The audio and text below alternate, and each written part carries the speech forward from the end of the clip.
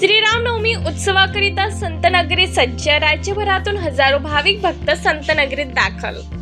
संतनगरी शेगाव येथे दरवर्षीप्रमाणे यावर्षी 134वा श्रीरामनवमी उत्सव सोहळा चैत्र शुद्ध 9 दिनांक 17 एप्रिल बुधवार रोजी भक्तिमय वातावरणात साजरा होत आहे। या सोहळ्यासाठी संतनगरी सज्ज झाली आहे। राज्यभरातून श्रीरामनवमी उत्सवासाठी 17 एप्रिल पर्यंत 650च्या वर भजनी दिंड्या सायंकाळपर्यंत संतनगरीत दाखल झाल्या होत्या व भजनी दिंड्या येण्याचा ओघ संतनगरीत चालू आहे।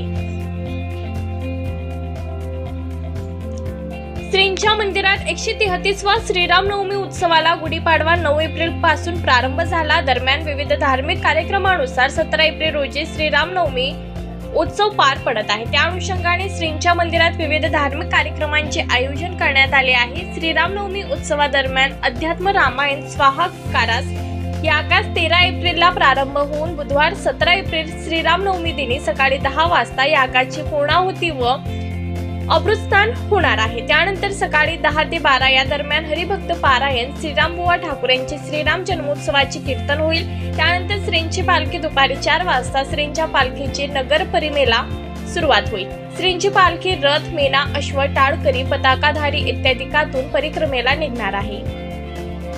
सायंकाळी श्रींची पालखी श्रींच्या मंदिरात नगर परिक्रमा करून पोहोचेल व आरती होईल। रात्री 8 ते 10 हरिभक्त पारायण, श्री हरिबुवा वैष्णव यांचे कीर्तन होणार। श्रींच्या मंदिर परिसरात आंब्याच्या पानाचे तोरण, केळीच्या खांबा रंगबिरंगी फुलांनी सजवण्यात आले आहे।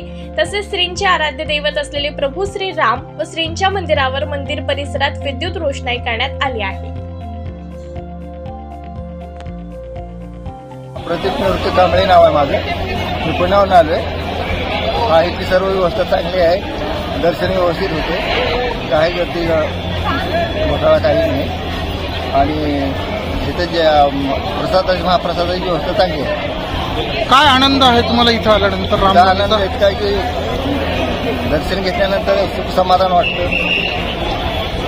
आणि समाधानाने राहावं वाटतं।